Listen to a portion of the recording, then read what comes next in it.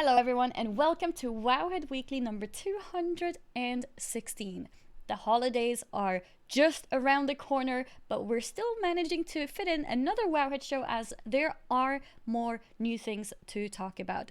What just happened in less than an hour ago was patch 8.3 date even being revealed. But before I get too excited, let me first introduce myself. I am Annie, or Annie Fuchsia, full-time streamer on Twitch and also your weekly host here on Wowhead Weekly. And I never do this alone. My lovely co-host is, as usual, Perk, or Perkulia. Hey everyone, I'm Perk. We have quite the packed show.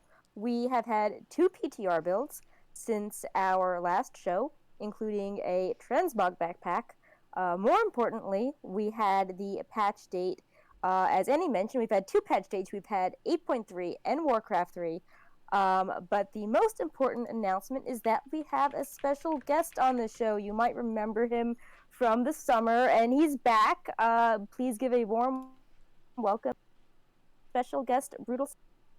Yeah! Perk's voice was cutting there a little bit, but I think most of the message got through. But yeah, we have BRUTALLSTATIC special guest for today's show. Brutal, are you looking around to see Brutal? Me? I'm just making sure you're talking about me. Yes, we're talking about you. Sure. Listen, you've met the brains. Now it's time to meet the beauty. Hello, everyone. I'm back. Yes, of course. Hello. Welcome back, actually. Thank you. Third time I'm making this joke in the past 30 minutes, but twice in 1 year. That's okay. Now it's more official. And third time's a charm, right? That's what they always say as well.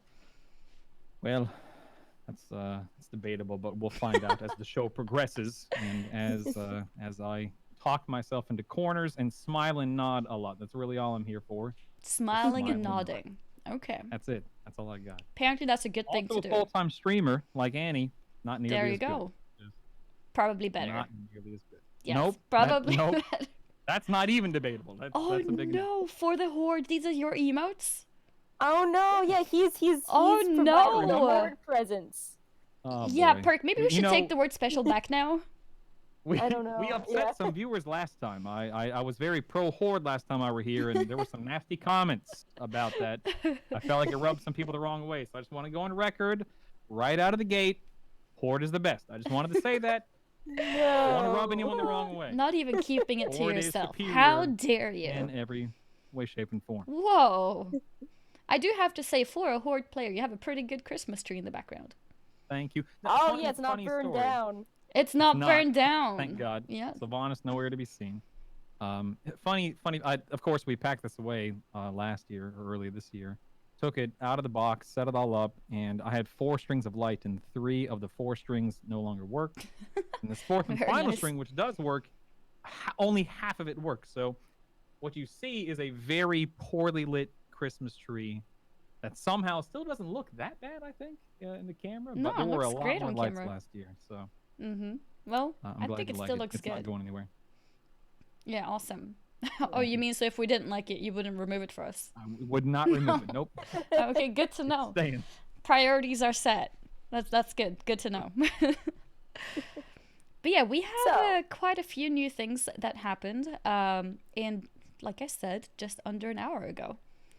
We were thinking that it's just going to be a calm, like small updates here and there, making sure everyone's on board with what's going on. But then we just had this bomb fall on us. Yeah, patch 8.3 is the week of January 14th. And what I think was even more surprising is that the raid and Season 4 is 1 short week after that, on the 21st. Yeah. And usually we've had quite a bit more time between the patch and the new competitive season. Oh, yeah, that's a good point. Was the raid even announced immediately when the patch was announced before? Wasn't it like sometime later on? Ashara was 3 weeks after, and Zaralor was 6 weeks after. Yeah, that's the one. Yeah, there was one that was really long, I remember. It felt very strange to have that gap, I think especially for the PvP scene. But yeah, we have the dates for the raids and the new patch. Week of January 14th, which may not come that surprising. I think that's pretty much what we also had guessed, that it would be somewhere around mid-January. But it's still nice to have it confirmed as a date because, you know, it could still vary. It could still be, you know, the week after. And we plan some things out.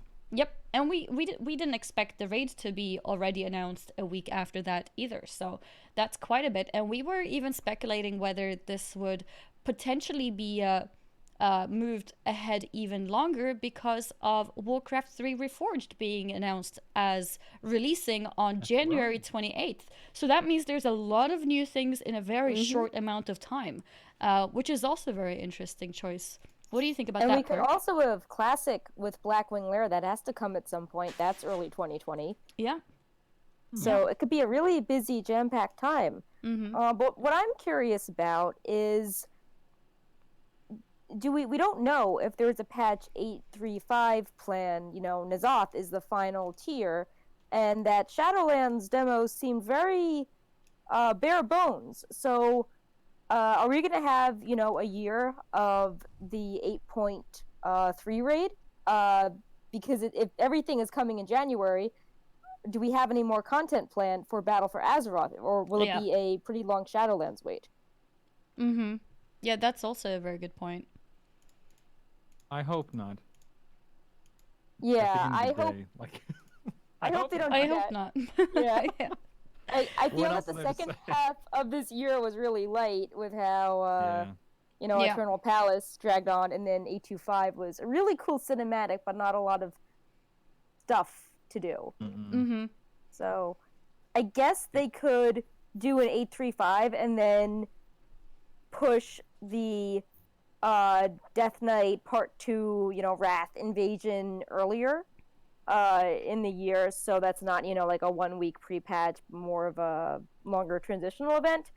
But yeah, I mean, I'm obviously, the raid looks awesome and I'm happy to see it, but I just worry that it's going to be a rocky period if Shadowlands is still early in development. Yeah, because it means that we'll probably have a long period of not much to do, Right. which we kind of had already, and then it might be even worse. Yeah, the last time I was on the show, it was actually like either the week after or something. Like, it was right around 8.2 launching, right when, you know, National Star released and so on and so forth. And I made a statement, and I'm probably paraphrasing myself, that love the patch. There's a ton to do, and I think what really, you know, sets patches apart is how long does the content stay relevant, and how long does the content stay engaging. And at this point in time, as you guys just said, I'm ready to move on. You know, it's been 6 months, give or take, and 8.3 is shaping up to look fantastic. Huge patch, great looking raid, like you were saying. But, For sure. you know, content only lasts so long. And we've been through the sieges of Orgrimmars, and we've been through the Hellfire Citadels, and none of us want that experience again, because as great as those raids were, and as great as the content was, at the end of the day, we're hungry. We need more. Like Shadowlands, I'm hoping is not 14 months out, you know? Yeah. Fingers crossed. I mean, Legion felt slightly better because you had things such as the Mage Tower, which kept people engaged. Oh, yeah. And you had the 735, I think 735 was January, and then BFA was August. So that wasn't it didn't feel as long of a wait. But we don't have the Mage Tower No. to carry things. And I know there's horrific visions, and maybe Blizzard Won't is be the hoping, same. because Yeah. they keep adding rewards and more rewards to it, so maybe they hope that you have to keep farming it to get all the mounts and stuff you want from it, but it's just not the same as doing something on every spec.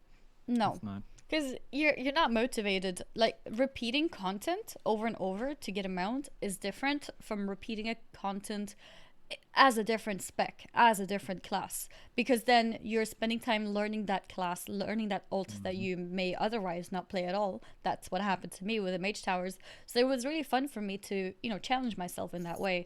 But I think that's the problem with repeating content, that it's not challenging anymore. It's kind of like becomes a chore. So it's not as fun. So while maybe some people will end up spending the same amount of time to get a mount in Horrific Visions as they spent doing Mage Tower, I think Mage Tower would still be feeling more rewarding because it was Yeah. a Yeah. bit of a different experience Yeah. playing I do want to different specs. clarify Mhm. that there is a feat of strength and a special title you get for doing horrific visions, I believe, as solo at the highest difficulty. Oh, there was But an that's still, achievement and a title. yeah. Okay. But that still isn't, like once you have that, you have that. It's not the You same as have it. Yeah. getting, a cool weapon thing, and Yeah.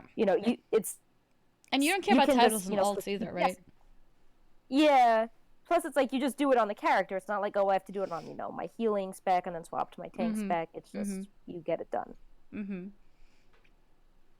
But And yeah. also we already saw how they even kind of compared it to Mage Towers, so they are hoping that it's gonna take its space, but I don't think it will. Obviously, we'll see. Maybe the rewards in one way or another makes it interesting. Maybe it's actually really fun, and we just haven't experienced it yet, so we don't know.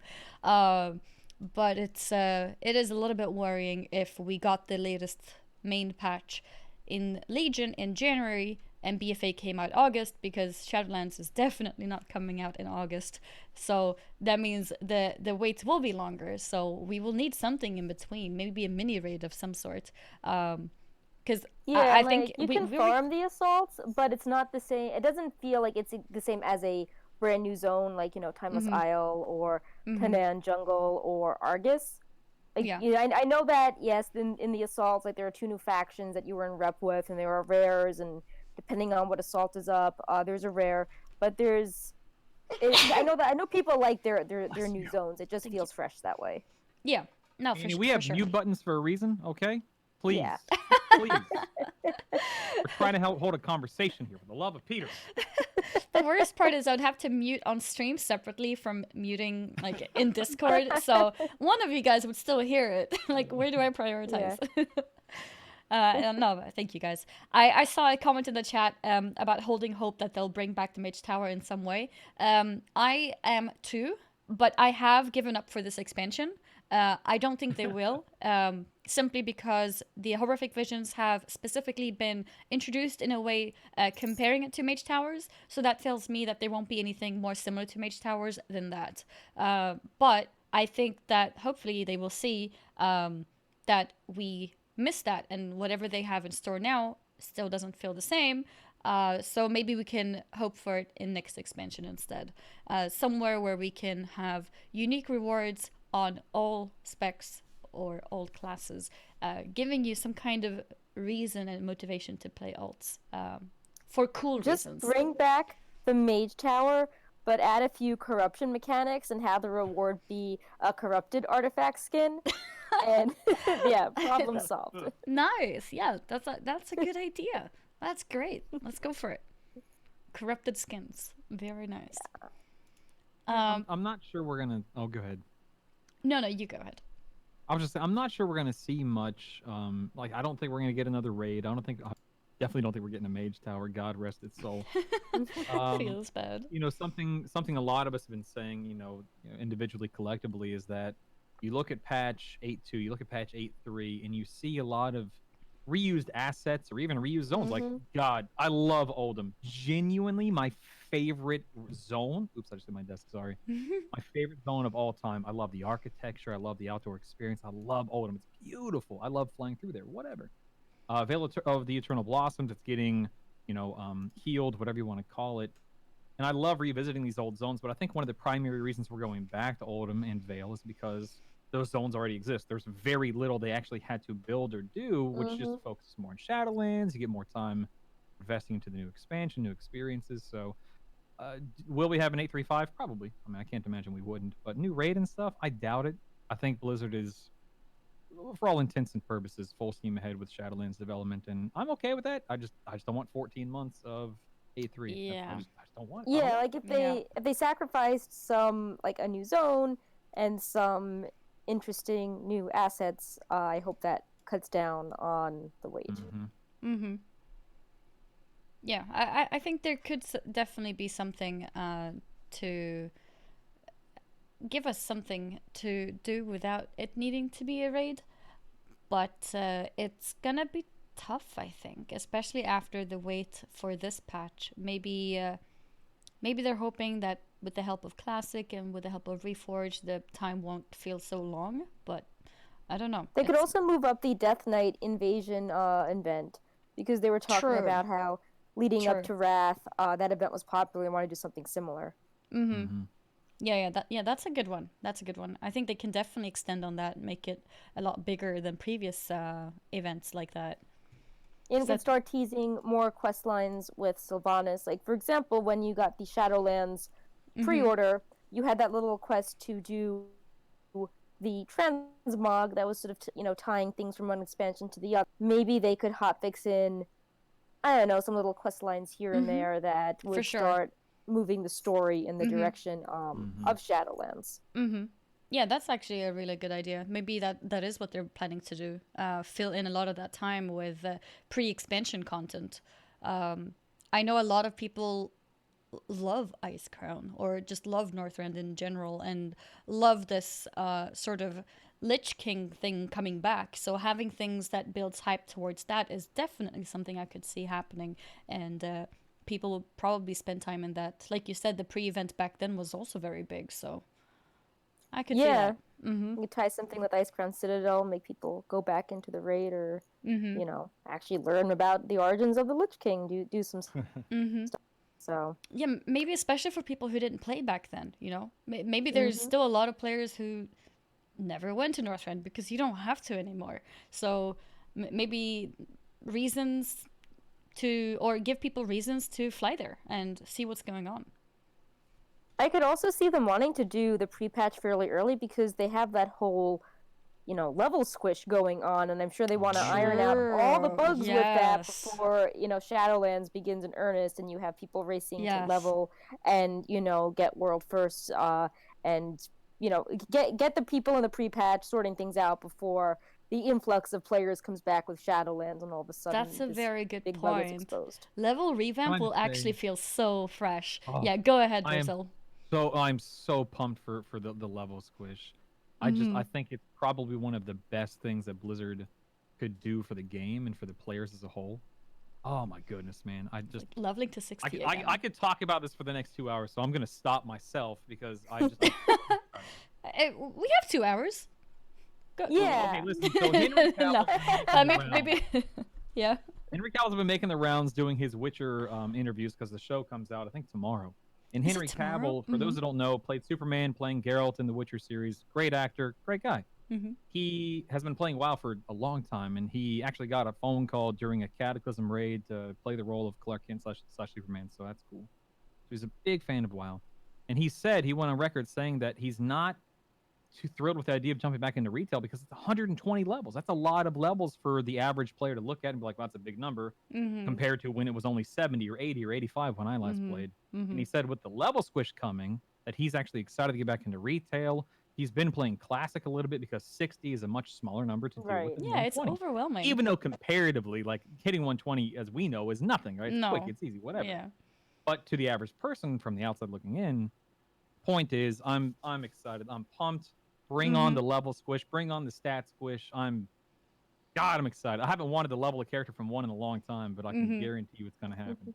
I never thought that, make it go back to level 60. It's so fitting, the whole timing with actual Classic being here as well. Like everything just feels so good. Level 60 will feel great. Like you said, sure, 120 takes a lot less time than level 60 in Classic, but it still feels more overwhelming, so the levels don't feel rewarding. Like from vanilla, like your goal was to hit 60, and it just feels nice to be back to that number. It's a number you associate with a milestone. Like 120, you're just like, oh, like wasn't last expansion I was 110 and then like 85 and 90. It all blurs together. Someone mentioned level cap since WoD. Honestly, that's kind of how I have felt too, because 100 felt really cool, but after 100 I didn't want to level more than that. I felt like we reached the ceiling now. Like after 100 it's like, oh, 110, oh, and then what, 115, 120, 130, like they don't feel as good numbers. Yeah, I'm interested to see if they just go, okay, so the expansion after Shadowlands, are we going to hit 70 like we did with TBC, and then 80 like we did with Wrath, or are they going to keep it at 60? I mean, I'll be interested to see which direction they take that. Yeah, that's there's also interesting. The issue where for every expansion, when you start leveling, you feel powerful and you're raid epics, and then you start leveling and you feel worse and worse. And with Shadowlands, they're revamping everything so it won't. It will feel different. You know, like your character will have all these new abilities coming back, the unpruning. But it's curious what they'll do with the expansion after that. It's going to be like, oh, you know, your covenants are going away, so you can't use your ability or have your bodyguard in the next thing. So they still have to address that issue, expansion after this one. So we have a lot of, with the 2 PTRs, we've got a lot of data mining and updates to discuss. And if we have time, we have an end of the year section. But why don't we talk about some of the other major news updates before we dive into more of the PTR nitty gritty, if that's cool with you guys. Absolutely. That sounds good. Smile and nod. Smile and nod. We also got this holiday sale, also an hour ago. And besides the usual 50% off mounts and pets, there were 2 things that stood out. The new player sale for Battle for Azeroth and the discounted game time is back. And if people were lonely and reading Wowhead on Thanksgiving, this is actually a really good way to get some discounts on recruit a friending yourself. So it's a little bit confusing, but we have all the steps and it does work. You save maybe $30-40.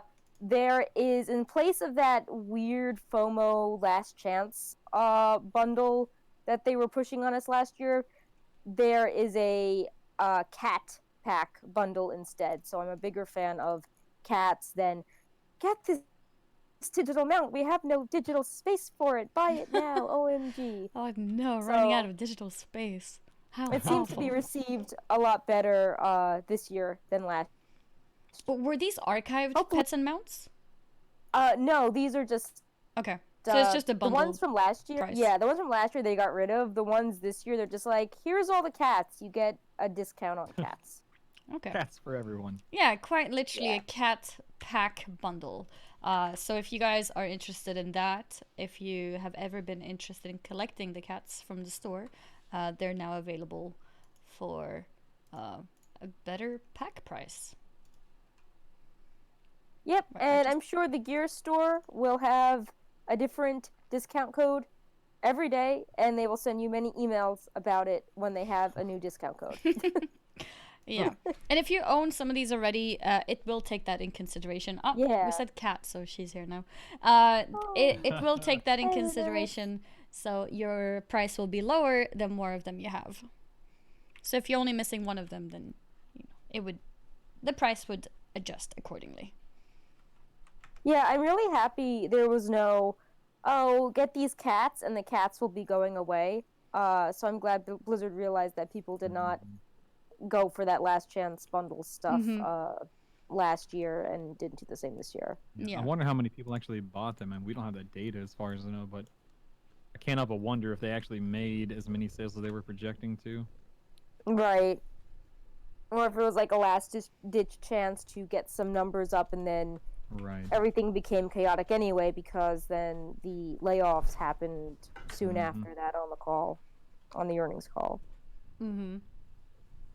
But yeah, I'm a big fan, obviously, of the cats. Bright Paw is named after one of the cats on sale.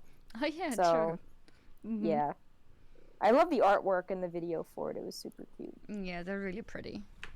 Yeah. Oh, I think my cat just deleted some of the text. Luna! Luna just deleted the show notes about the holiday sale. It's okay, I'll just undo and it'll come back. That's fine. Yeah. There we go. So, but that's actually good timing because, Luna also deleted some details on the Feast of Wintervale. Oh no, it's going on again. There we go. Yeah. Okay, it's back now. We should also, I don't know, maybe Luna doesn't like Pepe because we had notes to talk about the Feast of Wintervale and why Pepe wasn't there. Yeah, she didn't want to see Pepe. No, like, the cat is chasing the bird again. But yeah, we have Santa Pepe here. Let me show him. So what are the news to do with Santa Pepe now? So Blizzard added a lot of the Wintervale data in patch 8.2.5 and patch 8.2.3, and the stuff from 8.2.5 is on live servers, but the stuff from 8.3, such as Pepe, who you know is the big update this year, is not. And the Blizzard blog, official blog, was talking up Pepe as a new feature. They had a little art of him, and then he didn't show up, but he showed up on the PTR. He's a little festive costume that's by the Christmas trees in Ironforge and Orgrimmar. He has beard physics, and I think that the beard physics was like a precursor to the, more detailed, realistic beards coming in Shadowlands for all the character customization. So I think little Pepe is the prototype. But yeah, he did not make it onto the Feast of Wintervale, so he's just all on the PTR by his lonesome self. And That's so sad. And then Blizzard Aww. deleted mentions of him from the blog, and I'm like, can't we just hotfix him in? Like, you guys hotfixed in the Shadowlands mountain pet, and you hotfixed in Dottie. Can we just hotfix Pepe in for Wintervale? So, what do you think the reason behind it is? Like, why isn't Pepe there? Can he appear later? Well, so I think the issue was that he was normally when stuff is added on in like 8.3, it just goes live when the patch goes live. And I feel that maybe at the start of development, people thought that 8.3 would be in December, because 8.1 was in December. We got the Hive Mind, we got the Darkshore Warfront. So maybe people figured that, Pepe will make it in by the end of the year. And then the patch is obviously not in December, so Pepe did not make it in. Yeah. I feel like they could have added him in, like through the hotfix system, the system they use to be like, surprise, Dottie is on sale, or we're gonna hotfix in this toy you can buy. But for whatever reason they didn't, so that means that it will be a year before people get to see Santa Pepe on live servers. That feels really wrong. It's like we're teased, and then we see him a year later. The one thing I can think of is that maybe they realized it was an oopsie, and they're thinking that it would make thematic sense to add him on Christmas morning. I don't think he's going to be in a present, because on the PTR he's sitting on a little cart that the vendors are at. Okay. But I don't know. Maybe they could add him on Christmas. That would be neat. So when do we get to open presents in game? We open presents. I forget exactly when, on the 25th. Is it 25th? And okay. That's another interesting topic, because we don't know what the presents are. Yeah, I heard that. Apparently they're encrypted secretly. Yeah, so we don't know anything about them. We don't even have the... Usually what happens is that we data mine the achievement, and it's like, the gift is blah, blah, blah. And then we're like, oh, let's find blah, blah, blah on the database. And then we're like, oh, it's that toy. But none of that is here this year. So maybe it's tied to some, I don't know, plot twist or reveal. Like, maybe it's like, actually, Great Father Winter is a Titan, or I don't know, some crazy stuff. Or it's gonna be like Sylvanas versus Bolvar toys, because I don't know. So maybe it was something tied to the expansion. They didn't want people, guessing at in September or October. Do you think it'll be something crazy? I think it will be something Shadowlands related. I don't think it will, be some like earth-shattering reveal. But it was probably something that, they have to make these things in advance. And 8.3 data mining started before BlizzCon. So I feel that maybe they just didn't want people to guess what, maybe it was like, I don't know, like Lich King Snowflake set, or something where like shards of Frostmourne you get, and so something silly related to Lich King, and because the last two toys were very BFA themed with the Alliance and Horde war swords and armor set, so maybe this was something Shadowlands themed. I feel bad. I don't do very many holiday things, so I'm completely uneducated on this topic. And I feel like I'm missing out based on what you're saying. I feel like I need to get on the ball here. Well, if you do want to get the presents from past years, the daily quest rewards something called the stolen present, and they can contain, I believe, any of the presents from past years. So Is that the same with the present from the mission table? Because I noticed I had one on my mission table. There's holiday missions now for the 2 people that do missions still. Yeah. Oh no, I'm one of the 2. Yeah. Well, I'm the other You one and because Luna. I just started grinding reps for my Paragon chest. So The thing Yeah, is, so I both of you. missions too. yeah, after I Yeah. got exalted with everything and I didn't really need anything, or after I got most of my Paragon boxes, I kind of stopped doing them, and then I realized, wait, all my followers are not legendary. So I started Rookie doing them mistake. again like a month ago. Or I try to remember to do them. I tend to forget, but I try to do them to get all my followers to be legendary. I don't want them to just be epic. Yeah, don't be that way. I agree. Yeah, yeah. You don't Terrible. want to be that person. Yeah, I don't want to be that person. So Luna's kind of taken over my mouse. I'm trying to remember if there's any other images I wanted to show with Wintervale. We could the next topic has a picture associated with it, so Okay. maybe Luna can click and put the picture up with her paw. Is it the classic news? Yeah. All right. Yes, we have some classic news. A topic that we touched upon kind of recently. Yeah. So last week we were all Blizzard added the framework for paid character transfers in their data. When do we think that's coming? And the answer is now. Yeah. Oh no. Oh no. She's going What for did she bites. do? Ah, hey. No, Luna. Cat's She's like, vicious. no. She's going for blood. Don't touch my mouse. Oh no. Oh, she just fell down. I Okay. can hear her. Okay. All right. So where were we? Let's see. There are paid Character character transfer. Yes, transfers here it in is. WoW Classic. So if you're someone on a PvP realm and you're My like, glass of wow, this water." cat. Oh no. Okay, I'll be right back. Oh. So, if you are on a realm with someone that likes to PvP like an energetic cat, and you're like, I didn't sign up for this, you transfer off onto a realm or going to another room that does not have cat PvP. So, Cat basically, without the PvP. metaphor, you can leave PvP realms and go to RP and PvE realms. But if you're on a PvE realm, you cannot go to a PvP realm. And for all the no changes people, the transfers were possible towards the end of Vanilla WoW.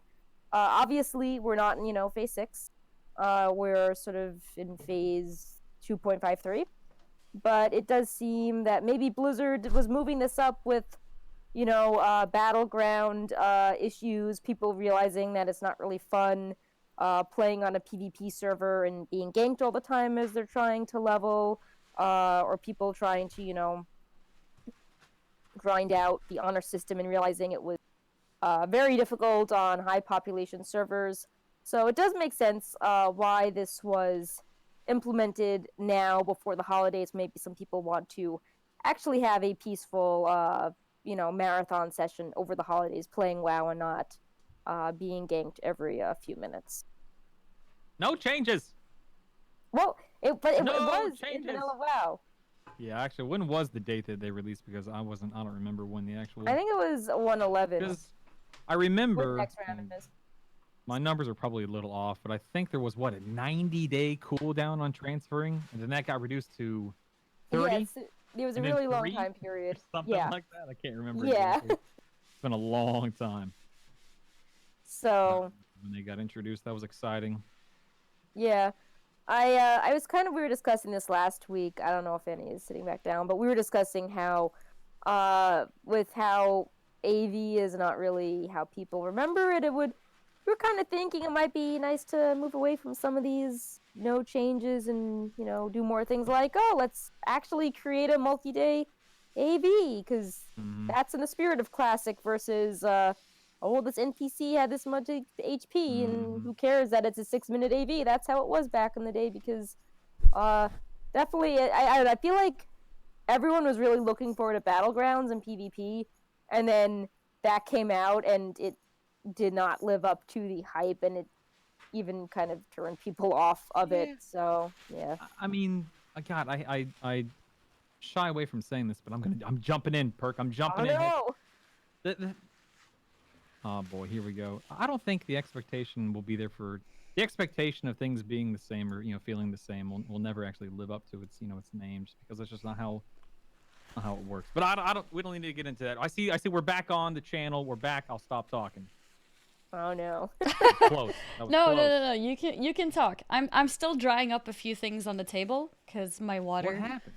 She knocked over my water, Oh my goodness. so I had to quickly take care of the end of the table, which went basically below the table, to make sure Fire that the her. cables are okay. Yeah. Now I'm women just drying the not rest of it being on the Get table, so it's okay. It's okay. Yeah. But yeah, you go ahead, Brutal.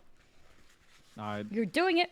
It's a can of worms that we need not open. Well, It's okay. I will just say as my thing that I think it's okay if things aren't the same how people thought they were, but as someone that's watching the numbers and seeing what's popular each week, there's definitely a sense that like Classic was cool, but people were really looking forward to the PvP, like that was going to be the fun thing, whether it was the same or not. And then, but looking at the numbers, everyone was having a blast just leveling up in Classic, doing the fun stuff along the way. And then the max level stuff has been more of a disappointment, or actually, yeah, open world PvP kind of isn't really fun, or yeah, the honor system's a grind, not really skill. So yeah, it's just fun how that. Wait, it's how, actually I feel like the interesting. popularity is going down. So how do the numbers on the site indicate is popular right now?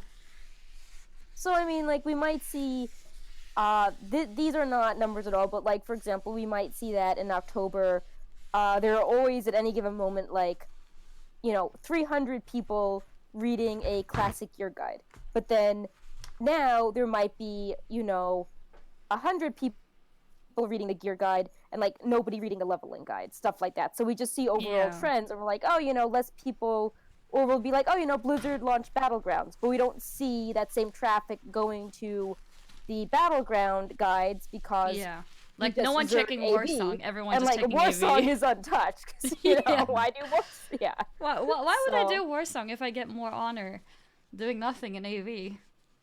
Yeah, and I do feel that there was a lot of rose-tinted goggles where people were like, Oh. Classic is about skill, and then it's like, no, actually, I need to know life, high warlord, and I'm feeling kind of burned out just doing the same thing in AV. Yep. So, Yeah, I don't know, I it would think be like interesting. no changes is right, but I feel like some changes might be necessary to keep the spirit. I don't feel like farming AV is that great. Maybe give more incentive to play Warsong Gulch. yeah, I felt Reward that people the, who do the pre-mades in spirit Warsong of Gulch. Classic was obviously leveling up. It wasn't the same as vanilla, but I thought the spirit was there of people, helping each other and meeting up with all. Yeah, that's why people enjoyed it. Yeah, and then I feel like with the Battlegrounds, it's gotten a little more not what people expected, even with the even knowing that stuff can't be the same as it was 15 years ago. Like I don't think anyone predicted the AV Zerg. But Blizzard's probably not changing anything with that now. But maybe if they ever do TBC servers, they'll, I don't know, learn some lessons from this. I mean, I think of course no changes is better than too many changes. So at the end of the day, maybe that's just what we have to live with. Yeah. So, Okay, table is almost completely dry now. So all right, Brutal was having a thought. So, what do yeah, you think? go ahead. I still think the only long-term, not solution is not the right word, but I think a long-term, experience for players would be an accelerated progression server similar to what EverQuest has done. over many, many years. Like, day one classic launches in as much of a classic state as possible. And over the course of like 6 months, the entirety of classic is thrown at us, or 9 months, or whatever, it doesn't matter. And then at the end of all classic content, boom, TBC goes live.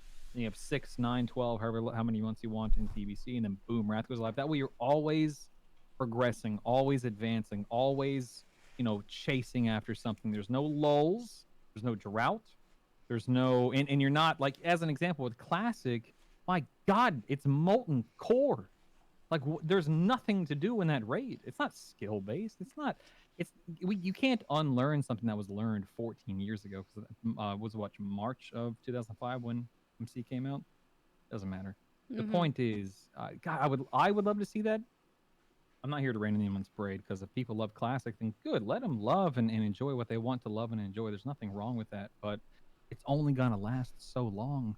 It's not an there's not an infinite amount of content. There's a reason why expansions were created. Right. But And I mean, even with Molten Core, like Blizzard gave everyone all the Molten Core gear at the very start. So it's not like, oh, we're doing Molten Core with only the, potato quality gear available. It's like, oh, take these 1.5 items, and PvP comes out, well, here's the next Rammus weapons on top of it. So it definitely took out some of the challenge, and yeah, I'm sure people would have still relatively steamrolled it, but having all the extra gear available definitely did seem to shorten the life of it a bit, with how it's everything at once instead of the progressive server idea. So, but in other legacy news, our second release date is Warcraft 3.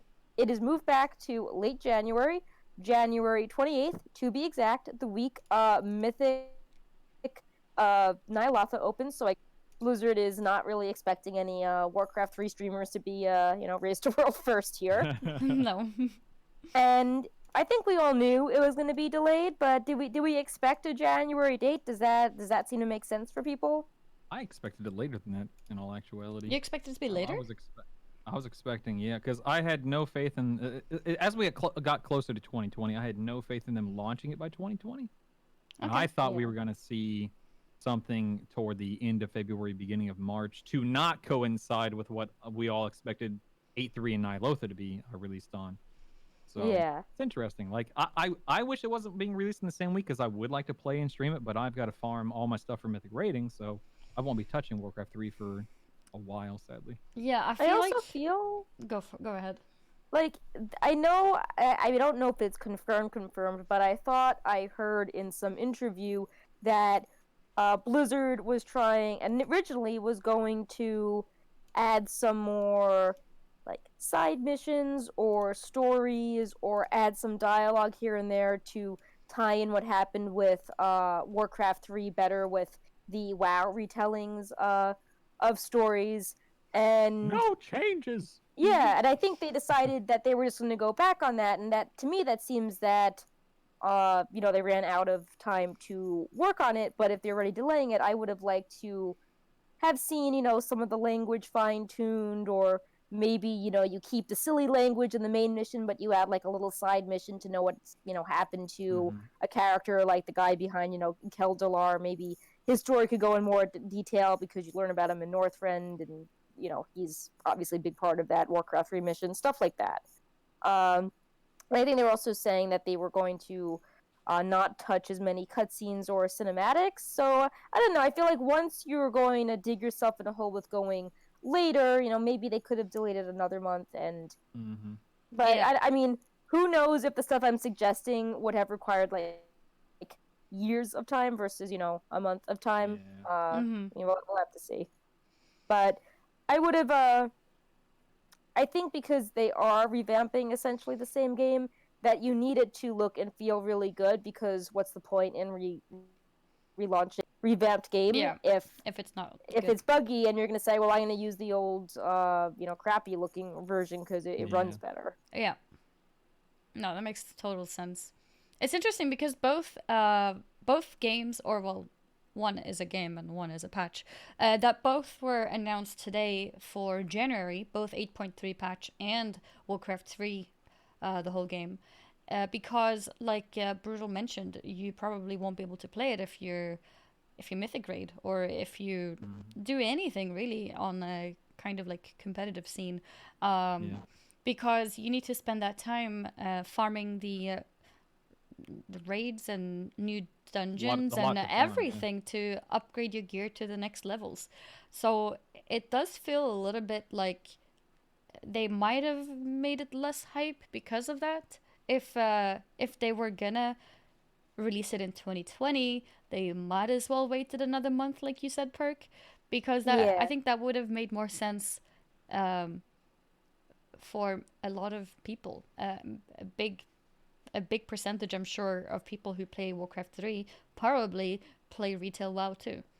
Yeah, I mean, looking at what's popular on Wowhead, that announcement was like BlizzCon level news on Wowhead, hundreds of retweets, top Facebook posts, thousands of likes, and it's like, well, this is people are very hyped up about this on Wowhead. Like, I realize cultivating an audience through our daily model posts, but even still, like, when it's like one of the top posts of the year, it's got mainstream appeal. So it's sort of disappointing, especially because Blizzard is like really into, story and narrative in BFA, and I know that can sometimes confuse people. People don't want to, read a book or play both factions or read a comic or have to, piece all these things together to know what's going on. And I feel that Warcraft 3 could have explained a lot about, Jaina and her father and, Sylvanas and the Lich King, and even clear up stuff about Illidan.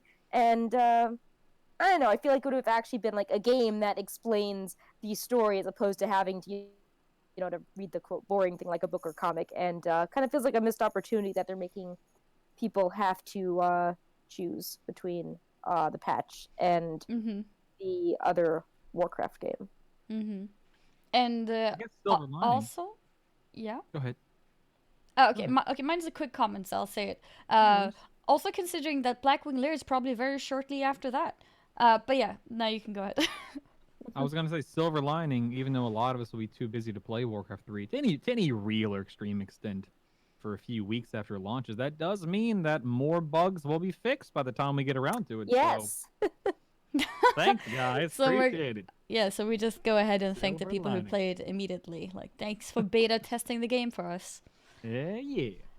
I mean, I guess that's true, but it still feels a little bit... I agree. Not great. I wonder if Blizzard is, thinking of the business angle here, in quarter 4, ad revenue was always higher, people spend more on the holidays, and then quarter 1, everyone's like, I'm going to go to the gym instead of playing 20 video games. So you have to wonder if Blizzard's going to be like, okay, we're going to give you something every week that you're really going to want to do. So 1 week it's 8.3, then the next week it's a raid, then the next week it's Warcraft 3. And then the week after that, it's classic. It was going to be trying to pull you back in during that. Don't go to the gym. Play the year. games. Yeah. That's actually hilarious. Yeah, I don't know. I feel like they probably maybe it was rushed because Blackwing Lair is coming shortly after that. I don't know. It does feel it's delayed, but it feels rushed.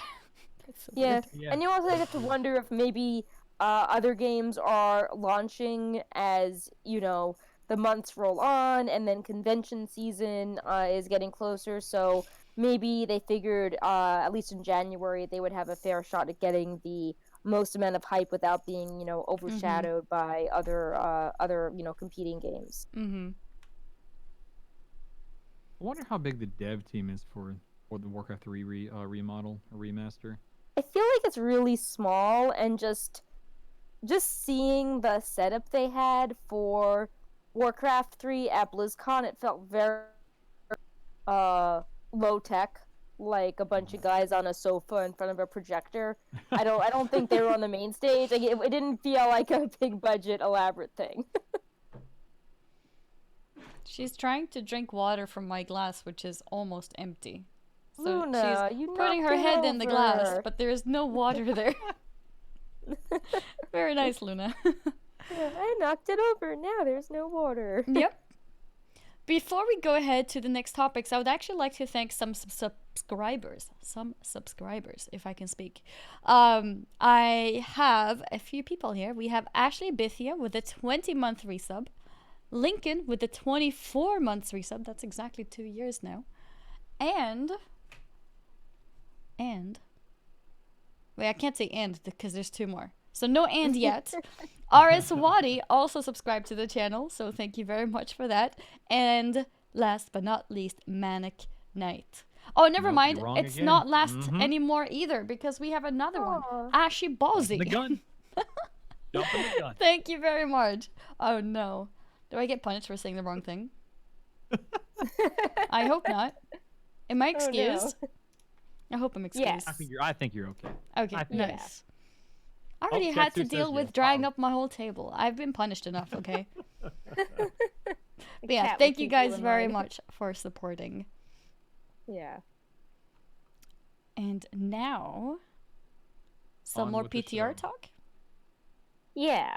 So we got 2 PTR builds since our last show. Mm-hmm. So I figured we could talk about the highlights. There's still a lot of stuff we're actually not going to talk about with the PTR.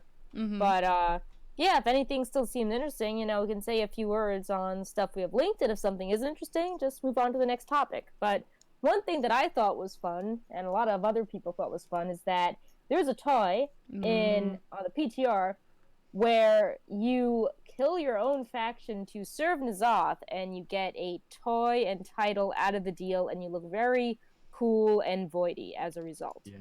Mm-hmm. So And that I sounds think that's quite awesome. familiar, doesn't it? yeah, So not It's the like- model. The model is new. This looks really cool, by the way. I need to get this ASAP. So at first, you only get this when you use the item, but later on, when you complete the whole thing, what is it you have to complete exactly? so you need to turn war mode on, Mm-hmm. and then you need to become an alliance or horde assassin. So you have to do that in Kultiris or Zandalar. Mm-hmm. And then you get a new quest after those 10 kills, and then you must kill members of your own faction. And you use the item to transform into a servant of N'Zoth, and then you get the weird tentacles.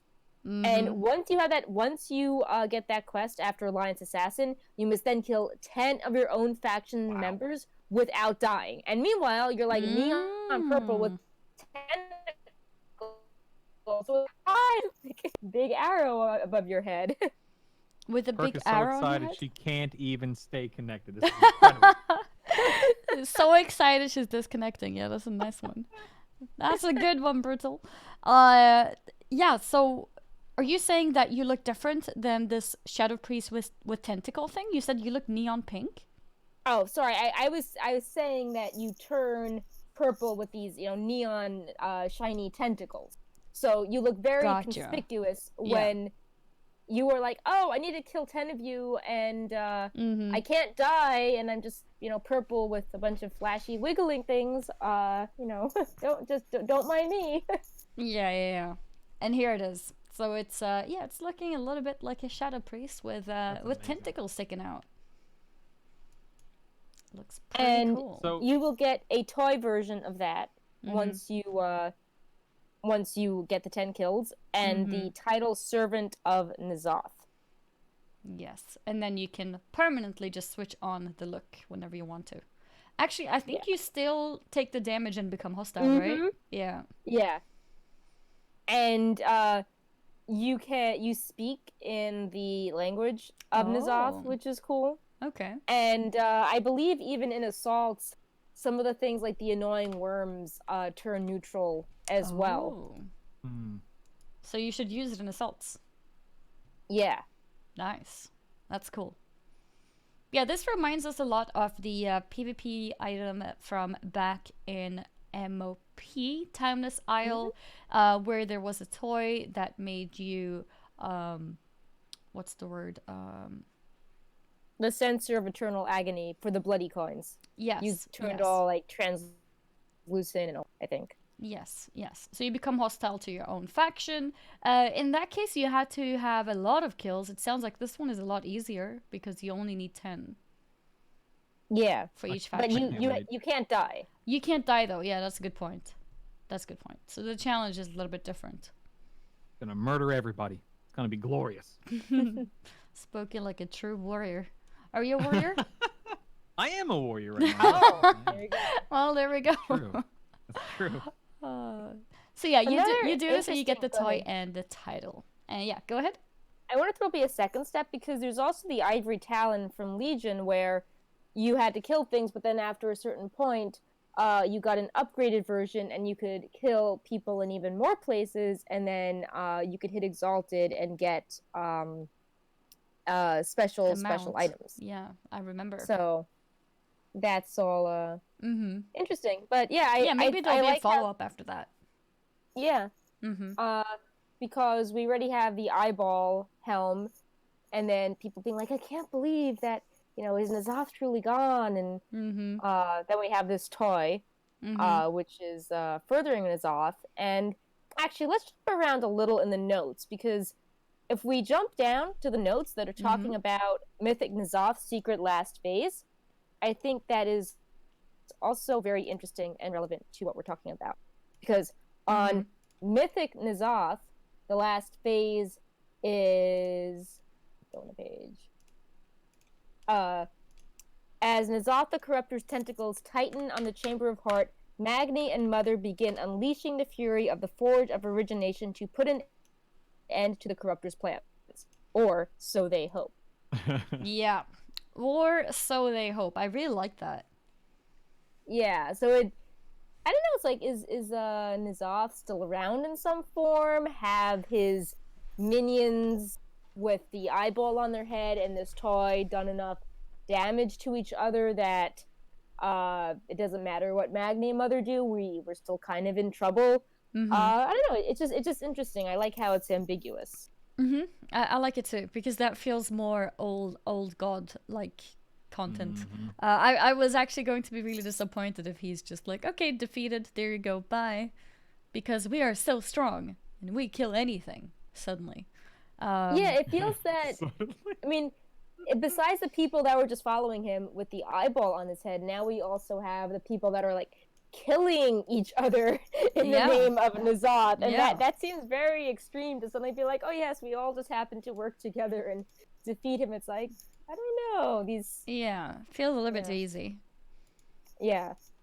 But yeah, I think it seems really fun that you can kill members of your own faction finally with this shadow priest looking toy. Yeah, I like it. I always liked achievements like that. Ever since Wrecking Ball in Warson Gulch. It's gonna be fun.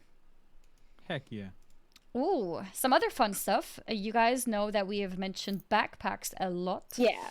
In the past few weeks, months maybe, ever since it was first introduced, I believe, in the Recruit a Friend package. Yeah, so after Brutal was on the show for the first time, we kept speculating that, whenever they add a backpack, maybe it's just tech and there's going to be more backpacks. And since then, it feels that every week there's a new backpack. Like, Dottie has a backpack. Yep. And now Rathian is selling a backpack, which we data mined previously.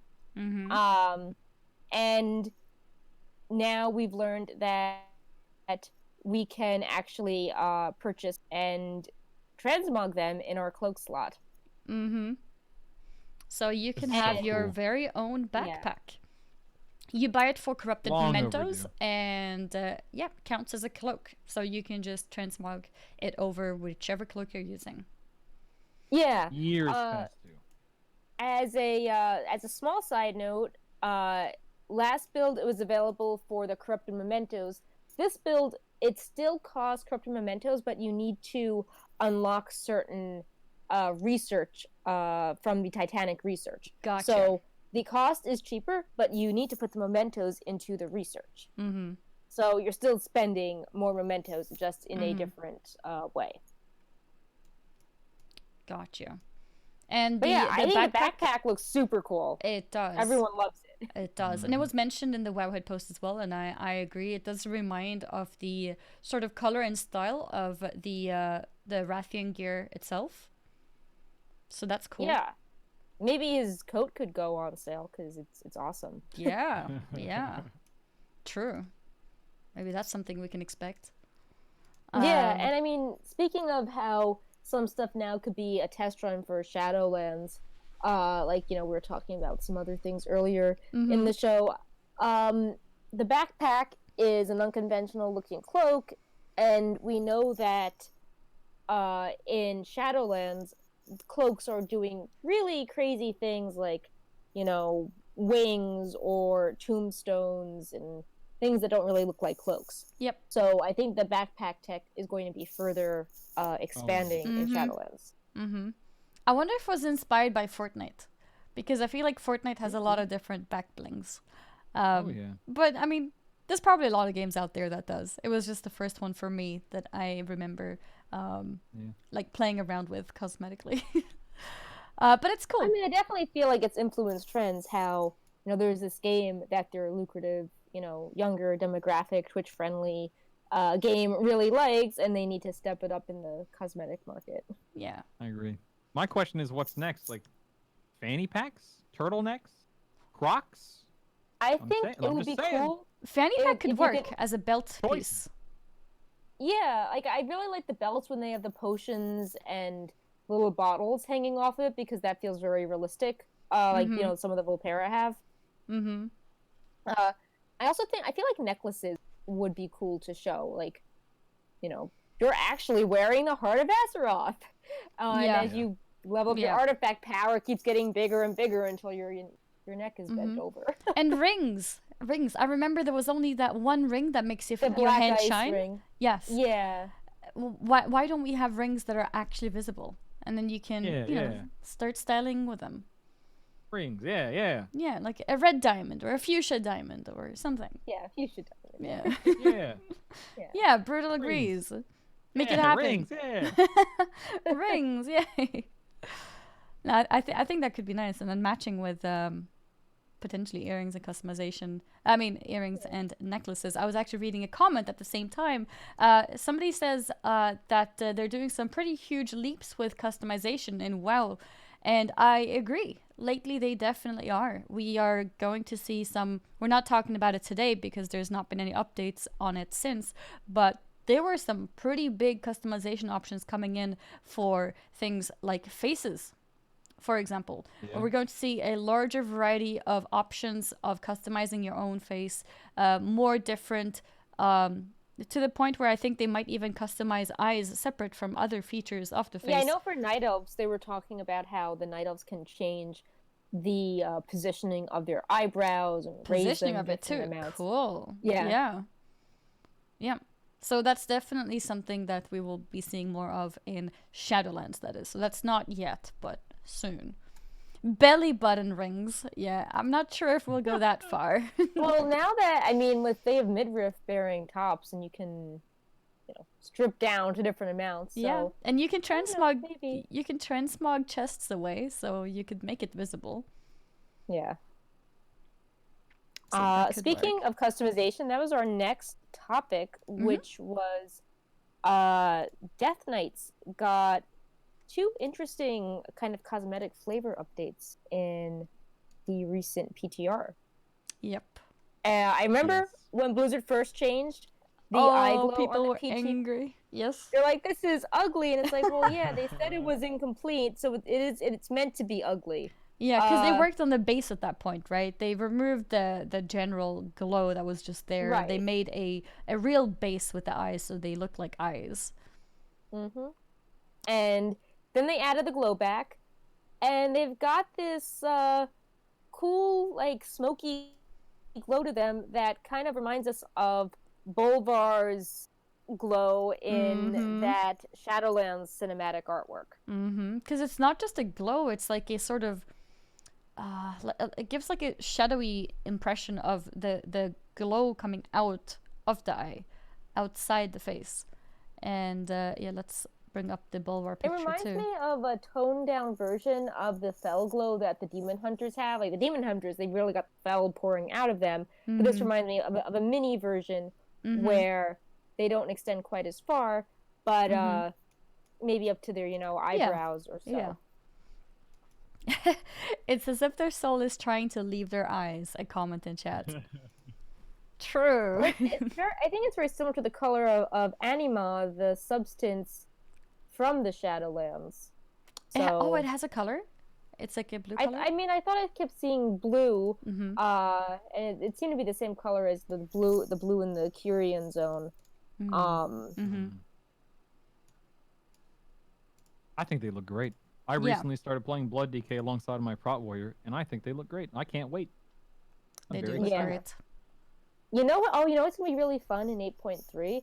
So when you well, related to Death Knights is that you can be a Death Knight in 8.3 if you pre-purchase Shadowlands, and with that, You mean the new ones with allied races? yeah, the allied race or Pandaren. So I assume with that comes the little unlock scenario to, explain how you can be a Vopera Death Knight, so that would be exciting if in January we'll have that little, thing where Bolvar is like, hey, I'll be in charge of all of you. And that might be a little fun story tidbit to get in the patch that we associate with Shadowlands, but could be coming now.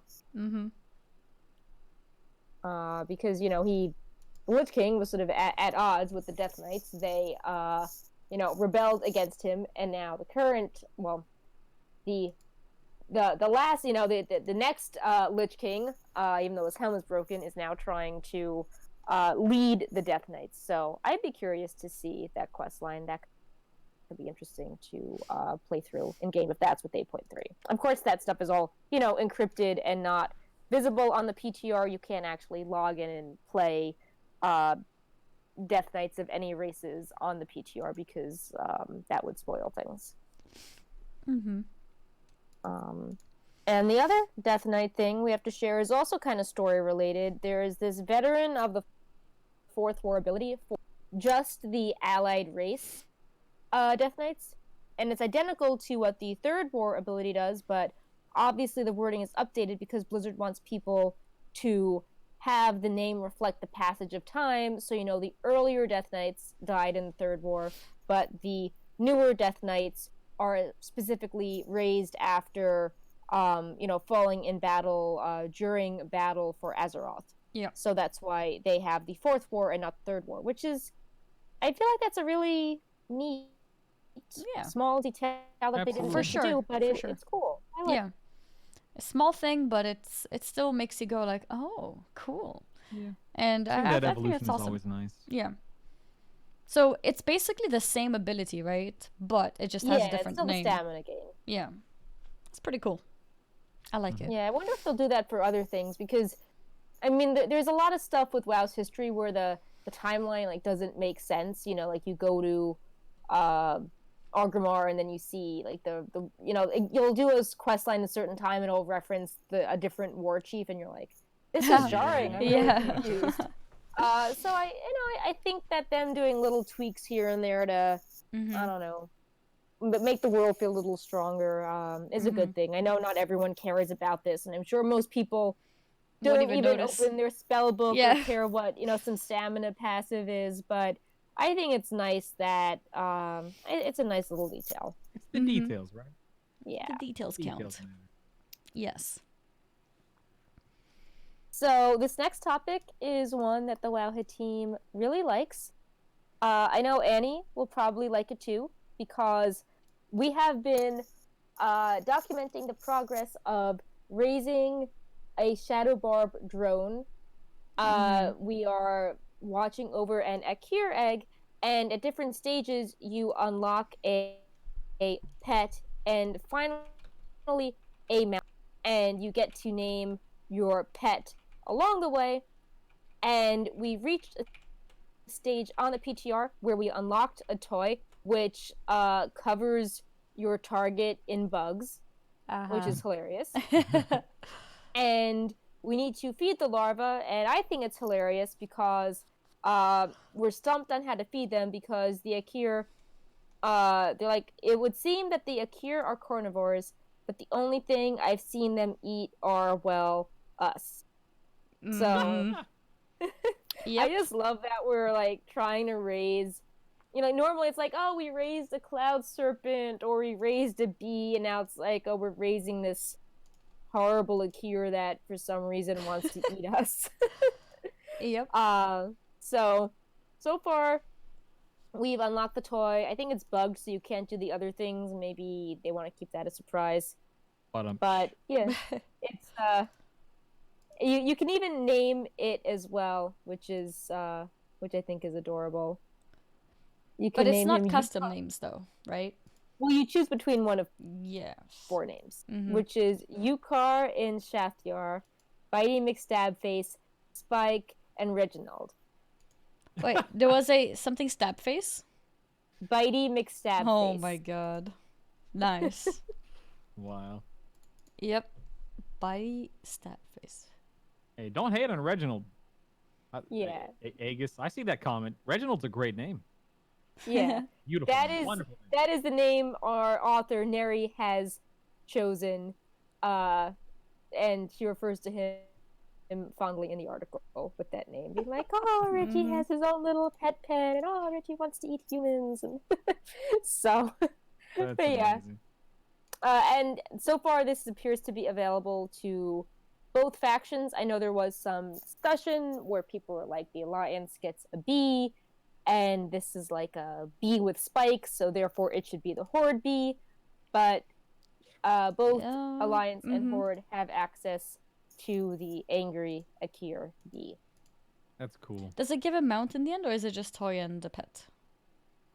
So because the quest line is blocked, we can't confirm, but based on the reputation tiers, it seems to line up that when you hit the when you hit the second level, you get the toy. When you hit the third level, you get the hatchling, and when you hit the final level, you get the mount, which is the Shadowbarb drone. And the quest, it says it's from Uldum, and the quest is ready to fly. And the early change so far has taken place in Uldum, so it's likely that they're both from a final later part of this quest. But yeah, I just think it's this really fun mix of adorable and kind of creepy. Stuff like this is nothing but a benefit. It's not nothing but a good addition to the game. Giving us more stuff to do, more stuff to enjoy, something different in some ways. A little progression. Like we have the is it a pterodactyl or pterodax? I guess I should say in Zuldazar that you raise. Yeah, cool. Oh yeah. Yeah. That, I still need to do stuff that. like that. It's not for everyone. I get it. It's okay. Not every bit of content needs to be for every single player in the game, but true. Some people like this kind of stuff, and I appreciate it. Yeah. So that is the Ek here. And we did the Myth and Mizzot secret phase.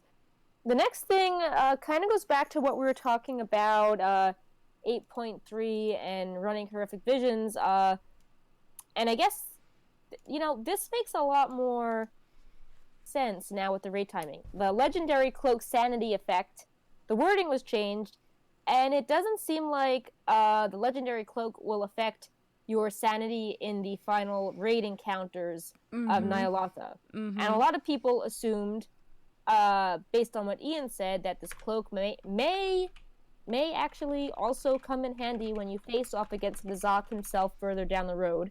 People assumed it was going to work, and it's not. It will just reduce sanity loss within the visions of N'Zoth.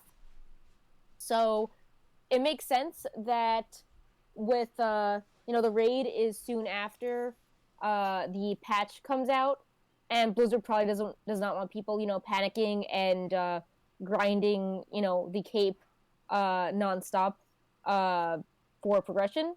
And this also means that Blizzard can tune the raid sanity mechanics around a certain number of variables and also not have to account for the average sanity resistance of the raid. Maybe they assume that the raid would have X people got more than they expected, and now the fight is easier than they thought for week 1. It just feels like it would be messy to have to tune the raid around everyone having different amounts of sanity in the raid. Get that logic out of here. I want my sanity loss reduction, damn it. Well, Why do you make sense, Perk? We want the sanity reduction, okay? For real. Well, Squishy was the one who introduced that line of thinking in the post. So credit goes to Squishy for being the rational one. I'm just taking his info. Credit where it's due, but still. Yeah. Upgrading the cloak is still useful though, because you get corruption resistance, which means that you can wear more corruption gear without, destroying yourself in the raid. The cloak has a high item level, and it gets higher as you keep upgrading it. Mm-hmm. At rank 6, you get a special equip where you can remove corruption effects for 6 seconds, and then you get a main stat proc at rank 13, so that's, a DPS output bonus as well. Here's the real question. Yeah. And I question. Apologize if this has already been stated somewhere. I saw this question posed on, it was either Twitter or the WoW subreddit, I can't remember, but has Blizzard stated what their plan of attack is regarding cloaks in your Mythic Plus cache on Tuesdays? No. They have been, Dun, that's dun, an dun. interesting topic in general. So, I mean, I'd be curious to see what you think as, more of a high-end raider. So, they've been very quiet about everything throughout patch 8.3. Like, corruption, this legendary cloak, it's like corruption is just this sort of black box of unknowns, and every week we discover things have changed, and I don't know if Blizzard is purposely being vague about this to see how things play out without handholding to a casual player, or if people don't understand the system, then maybe that means they didn't just make the system good enough. But it feels they've been very quiet. So Yeah. like, have you been like, gee, I wish they had a blue post on corruption? Yes. Or yeah. All of the above. Yeah, for me, there are still a lot of unknowns, which is fine to some degree. I like a little bit of suspense, a little bit of surprise, a little bit of unknown going into, new experiences, or in this case, patches, because it is fun to explore and unlock and discover and so on and so forth. Mm-hmm. That being said, with a system as big as Corrupted Gear, something that's replacing Titan Forging, which is universally for at least the vocal, majority of players is not widely accepted or beloved until you get something that's Titan. Like I got a really great trinket the other day. Awesome. Good for me. But what about everyone else? So, the point is, I would like more information. I would like to know about this whole cloak thing, because most people aren't going to need a cloak after they get their legendary, especially after they start leveling up their legendary, especially with Titan Forge not being around anymore. So there are a lot of things that I would like clarity upon. Hopefully we'll get some clarity around some stuff.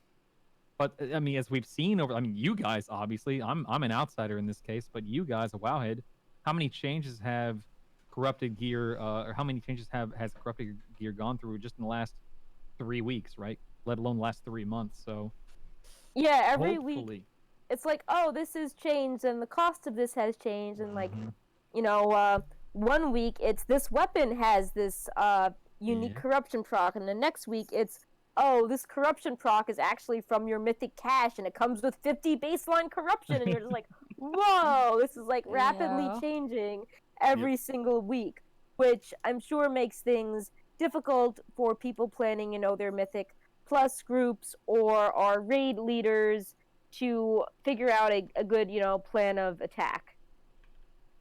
Because it just keeps changing. And I feel like, they want to say that corruption is an alternative to Titan Forging, and I think that it does sound very cool, but I'm worried that to the average person, I don't want them to be overwhelmed and be like, I can't find anything from Blizzard on corruption, but like, Wowhead keeps posting these like little updates at 1 a.m. and I don't understand the system. There's so many, things it could be. This is scary RNG. Yeah. The system doesn't make sense. Yeah, it's the thing. Like, they're taking away Titan Forging and replacing it with this system that, for all signs indicate and all signs point to it being a bit more confusing, for the lack of a better word, a bit more. Like you said, more numbers, more more number crunching, more data crunching, more sims have to be run. It's wild how it could snowball and it could escalate beyond the point of basic understanding for most people. Because let's face it, the average player doesn't really care about Titan forging versus corrupted gear. The average player isn't sitting there simming every new piece of gear, every trait, every essence. The average player logs on and just tries to enjoy the game. So I hope it doesn't blow up in our faces or Blizzard's faces, because it's a big system that replaces a system that people have been hating on for a long time. Yep. Yeah, and you don't want people to be scared and be like, you don't want a casual person to just say, "Oh, corruption gear, cool effects, let me put them on," and then they all of a sudden they like drop a void and they're like, "Oh no, you put on the other gear." Like, I just want to have fun. I don't want to have to, be situationally aware. Like, now I have void zones everywhere. Yep. It'll be interesting to see how it unfolds. And then, have they said anything about what they plan on doing in Shadowlands? Like, how are they going to carry it forward, if they're even carrying it We don't forward? know, I think. So, I believe they said at BlizzCon, but I think it was buried in an interview, not the official panel, that this could be a good test run system, and that if it goes well, they would consider doing some like other thematically appropriate systems for patches in the future. We are So I'm trying lacking to keep that critical in mind. information. Yeah. I just want like the Valor points. Let me upgrade a piece of gear twice. Throw a socket on it with this new system. I I'm agree. good, man. I agree. Just keep it Especially simple. sockets. I feel like Titan forging is already bad, and then there's Yeah. sockets on top of it. Yeah.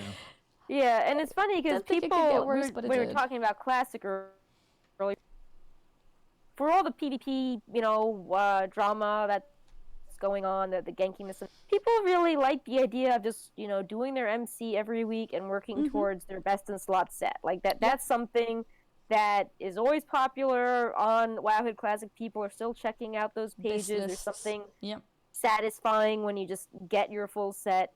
So, I don't know. It's like that still holds up after 15. And maybe even bring professions into the picture. We used to have blacksmithers giving a socket on belts. Like, why don't we add more of those?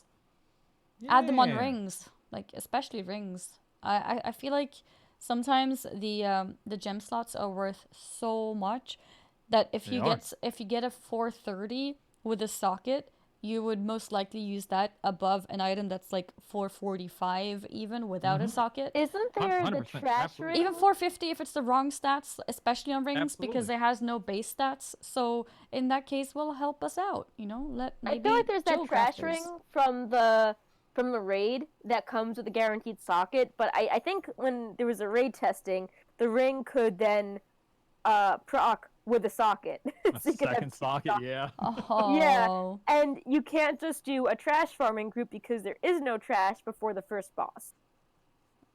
I So- Oh yeah. Yeah, so that's gonna be sad times for min-maxers. Wait, so is that action item that we're gonna see? Yeah, a BOE ring with a socket that Oh can my Titan god. forge a socket. But weren't we not gonna have Random Titan sockets. Forge Yeah. So in I'm 8.3? confusing that too, because I have a member of my guild who is active on PTR, and he opened his Mythic Plus chest, and his Mythic Plus chest had a pair of legs with 2 sockets on them. So I'm not Right. sure if I can't imagine What? that's how it's going to launch. That sounds ridiculous, of course. Wait, so there's no Titan forging, but there's still random sockets? I would It hope seems they're like- removing that because you're able to apply sockets with the currency. in Right. 8.3. Well, I'm hoping. Blizzard does not have posts on this, so like, we are, So we don't know. Oh, that's yeah, we great. would like to know how this is all meant to work. Yeah. Blizzard, please. And then, like we Reel it said, in. I Happening think it was here, last Blizzard. week, maybe last week. It just or the week before, the some of the weird, corrupted procs were showing up on the loot from the mythic cache. So like items that were the high item level versions of things from dungeons were getting the corrupted effects on them, like trinkets. So, and it's changing every week, so we don't know if some stuff from 2 or 3 weeks ago is still accurate, or if, we need to retest every little thing because there's going on? No documentation. Unbelievable. So, yeah, we don't want to spread misinformation, Unacceptable. But it's very confusing. Yeah, it is very confusing. Huh. I didn't even know about the double ring thing. I mean, double socket thing. That's interesting. But yeah, I hope that is fixed. I don't want... I mean, I guess random sockets isn't so bad, since what Brutal said as well. There is a way to add a socket to a piece of gear. But, yeah, I don't know. I want to reduce some of that randomness to make my gear not feel so... I agree. awful just because it didn't proc a socket. Yep. Yeah. Well, everyone's other favorite topic is essences, and we had a confusing update with essences yesterday as well. And one rank of one essence is now account-wide in 8.3. How does that thought process even work? It's like, oh, everyone wants account-wide essences. All right, guys, you know what? If you have lucid dreams on a rank 3 on an alt, and you happen to have rank 4 already on your main, well, now you have rank 4 on your alt too. Which, by the way, is only a cosmetic upgrade. It doesn't affect the essence at all.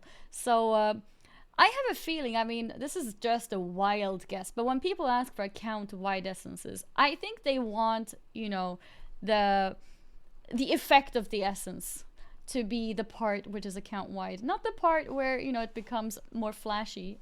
I think the first parts, the rank 1s, 2s, and 3s, are what's more important to make account-wide, but here we are. Memory of Lucid Dreams, rank 4, is now account-wide. I feel like this was an oversight, and I feel like that too. Because yesterday's PTR build made a lot of random meta achievements account-wide, like the Shadow Master that rewards the title from, Mist of Pandaria, or the Nazjatar meta, so you could get the Crab Mount. And one of the ones they made was the Aqua Team Murder Force, so you didn't need to max out your friendship with all of the bodyguards on one character. And as a result of that, by making the achievement account-wide progress, that achievement was tied to rank 4 Memory of Lucid Dreams, so that made it that you could, if you had rank 3 already unlocked, and you had the Aqua Team achievement, you could then buy rank 4. So... that these changes also came after Blizzard announced other nerfs to the other ranks of the Mechagon and Nazjatar essences, but people would still really prefer the account-wide essences, especially if people are really excited to roll a Death Knight in 8.3, but they've got this wall of essences. They may not want to roll this new character and get them ready for raid if they've got this barrier to entry. Yeah. So, it's also confusing because people are like, oh, maybe Blizzard doesn't have the tech to do account-wide essences. Now it's like, oh, well, I guess they do have the tech. Yeah, I guess they do. Here's one. Yeah. Yeah. I mean, because you can also always make it like you buy an item on your main, right, and send it to your ult if you'd have to. Like, if the tech is difficult, you could make some kind of extra item there that the alt can use. If they're locked behind certain achievements, so they can't buy it themselves, or whichever system it is that they need to unlock it with. I see a question in the chat, or more like a statement. It's a question. So if I have rank 4 on one toon and 1 on another, I don't get rank 4 on my ult. No, you only get rank 4 on your ult if your ult has rank 3 already. Yeah. it's not very hype. I think what most people want is rank 3 account-wide, because that's the important one. Rank 4 is only cosmetic. If you have already gone all the way to rank 3, you're basically done on your ult. Yeah. You don't need a cosmetic upgrade. Mm. So I think these were all the important topics from the recent. But since the year is wrapping up, I thought it might be fun to spend the last part of the show discussing some highlights from the past year, not just the past week. So, Yeah, you know, things especially like with what was Brutal the being most, here. yeah, Hey, most you know, hyped BlizzCon of the highlight year? of my year being on the Wowhead Weekly twice. Aw. Aw. Ketsu told me if I didn't do the show today, she'd never talk to me again. Oh no. I no. don't think you're know. She supposed to forced me say to do that it. after. Against my will. I didn't want to be here, but she made me. No, I really, yeah, no, really. It's been. I really appreciate you guys having me on twice. Yeah, no, it's been a Yeah. pleasure both times. So, Did you attend BlizzCon, Brutal? No, we had a kid. We had our second child this year. Oh. So Oh, we well, couldn't afford it. congratulations on that. Thank Yeah. you, thank you. She's adorable. Yeah, I bet. So were you so able yeah, to watch definitely BlizzCon? priorities in the right place. Oh yeah, for sure. Were you able to watch BlizzCon? Absolutely. Oh well, yeah. I'll say yes. There's a long story behind that, but I'll say yes. Absolutely. Brutal always with the long stories. But did you have any favorite reveal? You know, I went into okay, so I go into BlizzCon every year just with a smile on my face, like an excited, kid waiting for Christmas morning. And I love the experience. I've been to BlizzCon in person once, 2015, and that was great. Mm-hmm. But for me, I'm very easily entertained. I'm very easily I experience joy very easily. So for me, That's like just good. seeing the Shadowlands reveal, Overwatch Mhm. 2, Diablo 4, the cinematics, the roar of the crowd through Mhm. my TV or my soundbar speakers or surround sound speakers.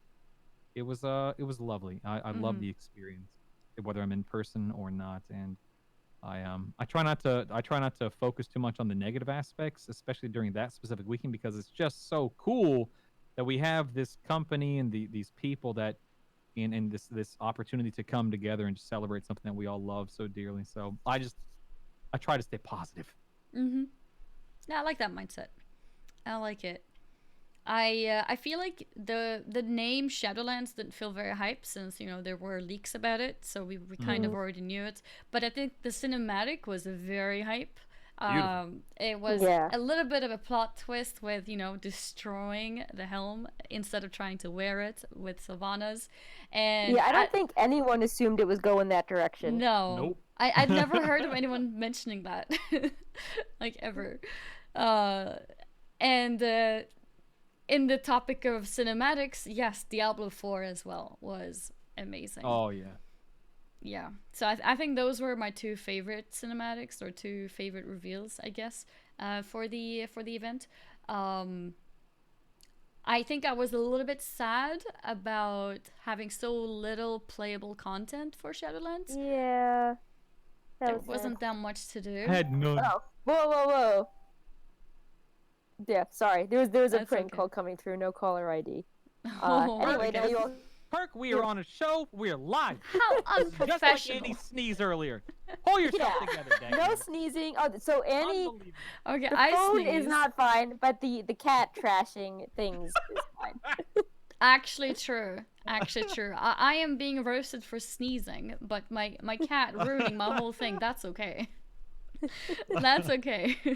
I feel like there's some kind of bias here. Do you have a cat, No. Brittle? I'm not a cat person. I don't hate them. I'm just not a cat guy. Wow, I have a chihuahua. That's what I have.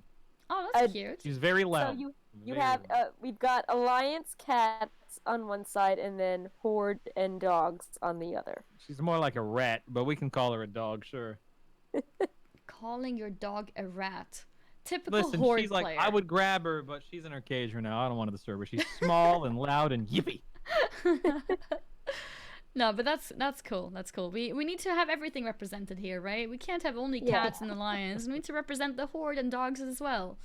Yes. Dogs have feelings too. Right. So did the horde. So did the horde. I'm not sure about that one, but Well, since the last time Brutal was on the show, speaking of year in review, we had the Sour Fang cinematic. So some Horde have feelings, and they I guess that right. is true. redeem themselves. That's right. That is true. But So not sure if it's I'd too say dark that's- to make that joke now, but technically he's not here anymore. Oh, So then the feelings no. are gone. Yeah. The feelings died with sour fang. Brute is like, what am I gonna say to this? I got nothing. Smile and nod. Smile and nod. Smile and nod. Oh, What I'm here no. for. So yeah, I'd say as to what stood out for me at BlizzCon, I mean, you have the obvious stuff like, the level squish or, the unpruning. That was a really fun part of the presentation, seeing all the abilities come back and people cheering. But I think for Kill some of shot. the, the rogue Yes. poisons are back. Yay. Yeah, that's gonna be Kill awesome. I think for me, the I wanted to highlight some of the like smaller things that were kind of like pleasant surprises from BlizzCon, and that was the Covenant cloaks, and the owl people. They were very cute. The Curian cloaks and the little burb. Seeing the little teaser of the Warcraft 3 or 4 cutscene between Arthas and Illidan was also very cool and unexpected. And learning that the Night Elf story and Tyrande was going to have some sort of payoff in the Night Phase zone was also exciting and not something I was getting my hopes up for before BlizzCon. So those were the things that were maybe not the biggest reveals, but that were kind of pleasant surprises that. Heck yeah. Oh, and also Cool. like the gigantic pile of Diablo 4 concept art. That was amazing. I love all the art. Oh, and something else that I watched, I was heading over for I think it was the What's Next panel or something for WoW, but I was there early and I caught the last 20 minutes or so of the voice acting Oh yeah. with the That's voice so actors cool. behind Sarfang, Sylvanas, and Zakon, I think. was it Zakon? Yes, I think think so, Zakon yeah. too. And Thrall. Anyways, that was so good. It was amazing. And it made me appreciate voice acting to the next level, because when I watch a cinematic, there's a certain things and sounds and things made that you kind of almost take for granted because you're seeing the picture and everything. But when you just listen to them and you realize that so many sound effects is actually just made by their voice, especially Sarfang, was amazing. I loved That is it. so cool. It I was would really kill good. to be voice actor. Oh my goodness. They are I can so do a mean good. gnome. Blizzard, if you listen, I can do a mean gnome. Let me in. Let me in. Oh, so now you're the Alliance. I'll play True, whenever I need to true. play for Blizzard. Alliance now. I'm ready to go. Yeah, they were really good. That really made me feel the chills. It was awesome. Yeah.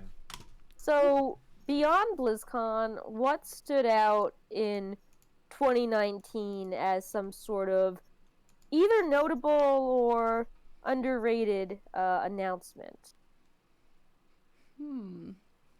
Do people play other games than WoW? No, I'm kidding. Occasionally. Yeah. What's Well, I mean, there was like 8.2 reveals, 8.3 reveals, the Death Knight showing up in data mining, that was outside of... Oh, so we can still talk BlizzCon. about WoW, you mean? Yeah. We can talk about WoW on Wowhead. It's like the biggest announcement of the year in 2019. Oh my I'm here goodness. thinking like, okay, what else happened outside of WoW? Like, We got like the Sour Fang cinematic, that was a pretty big, I love the Sour Fang shock. cinematic. yeah. But We got the underrated return of Thrall in announcement. That's 2019. interesting. We got what? Sorry. We got the return of Thrall. I mean, speaking We of did. cinematics, We Yes, did. yeah, Yes. he came back. Yes, you're right. Yes. Underrated announcement of the year. I mean, that's tough. I'm not that smart. I put this in the notes. I've been Ketsu thinking Brutal about didn't it read all the all notes. day. Oh, I've no. read, trust me, I really did read He through them didn't all. do his I'm homework. not that smart. So the one thing that comes to mind. Actually, hold on, I have it written down. Believe it or not, let me scroll up. You think? Well, I said come to mind, and it's not even on my mind. No, that doesn't count. I was gonna say the fact that Titan Residuum is actually resetting between the next season. That's cool. That's a nice surprise. That wasn't unexpected. That way we don't have to hoard it. That's cool, right? That's good. Yeah. Yeah, I mean, yeah, it's a positive for That's sure. good. I like it. Mm-hmm. So, as That's all I got.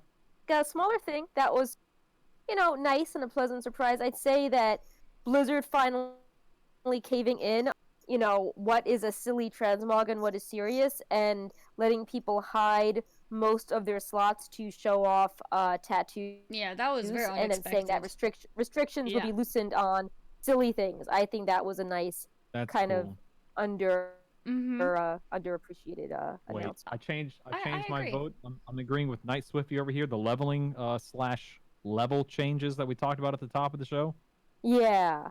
That's it right there. Boom. That's my answer. Final answer. Lock it in. Wait, what are we referring to with level changes? Well, the fact that they announced during BlizzCon that you can level from 10 to 50 anywhere, any expansion, any zone, Mm-hmm. and we're being squished to 15 and leveling from 50 to 60 in Shadowlands. Mm-hmm, So mm-hmm. 100% on board with Yeah, that. Bring it yeah. on. I guess the whole flexibility with being able to level anywhere is definitely underrated. I don't think leveling to 60 is underrated because I think everyone was really hyped about that. But good point with the specific zones. I think that is definitely underrated and will be really nice for people when they do start leveling to just decide, where they want to level, which reputations they may be interested in, or just which zones they want to see as they're leveling. Mm-hmm. You know what started off as a really big story and announcement, but then kind of fizzled out as far as announcements and systems? Uh-huh. The whole mount equipment debacle Oh, with yeah. the Water True. Strider, and, no one is talking about that for months. We've Yeah. not seen any other types of mount equipment added. I think people all thought the equipment would, be visible on your mounts eventually and do cool stuff, and that just started as like a gigantic piece of panic, and it just has fizzled, which is Mhm. probably good. It'd be weird if people were upset about Water Striders for 9 months, but that was sort of like a very small feature that kind of blew up and then Yeah. went away. I think Like, it was because one of our top news posts of the year, which was really, a bit strange. I Yeah. think because it was a huge thing that you can now walk on water, something that people wanted for the longest time.